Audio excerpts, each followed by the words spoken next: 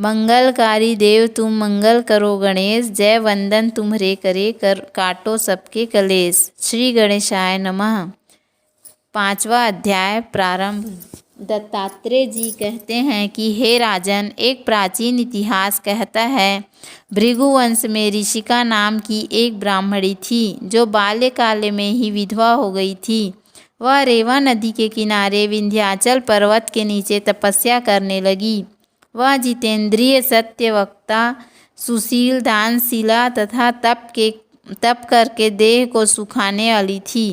वह अग्नि में आहुति देकर उच्च वृत्ति द्वारा छठे काल में भोजन करती थी। वह बल्व कल धारण करती और संतोष से अपना जीवन व्यतीत करती थी। उसने रेवा और कपिल नदी के संगम में 60 वर्ष तक माघ स्नान किया और फिर वहाँ पर मृत्यु को प्राप्त हो गई।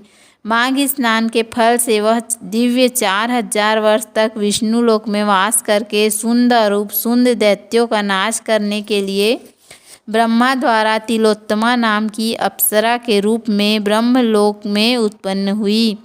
वह अत्यंत रूपवती, गान विद्या में अति प्रवीण और मुकुट कुंडल से शोभायमान थी।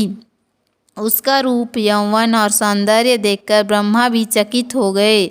वह कुमारी तिलोत्तमा रेवा नदी के पवित्र जल में स्नान करके वन में बैठी थी। तब सुंद और उपसुंद के सैनिकों ने चंद्रमा के समान उस रूपवती को देखकर अपने राजा सुंद और उपसुंद से उसके रूप की शोभा का वर्णन किया और कहने लगे कि कामदेव को लज्जित करने वाली ऐसी परम सुंदरी स्त्री हमने कभी नहीं देखी। आप भी चलकर देखें।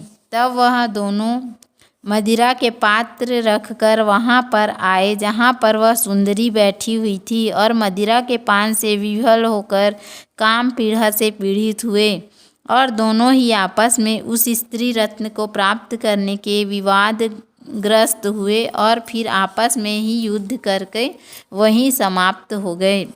तब उन दोनों का मरा हुआ देखकर उसके सैनिकों ने बड़ा कोलाहल मचाया और तिलोत्तमा काल रात्रि के समान उनको पर्वत से गिराती हुई 10 दिशाओं को प्रकाशमान करती हुई आकाश में चली गई और देव कार्य सिद्ध करके ब्रह्मा के सामने आई। तो ब्रह्मा जी ने प्रसन्नता से कहा कि हे चंद्रवदनी, मैंने तुमको सूर्य के रथ पर स्थान दिया। जब तक आकाश में सूर्य स्थित है, नाना प्रकार के भोगों को भोगो।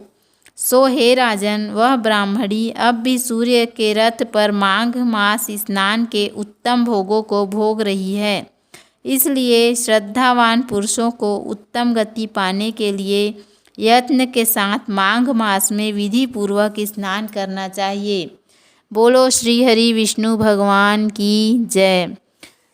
5वां अध्याय समाप्त। अब 6वां अध्याय कल सुनेंगे। यदि आपको हमारा वीडियो पसंद आए तो वीडियो को लाइक करें, चैनल को सब्सक्राइब करें। धन्यवाद। राधे राधे।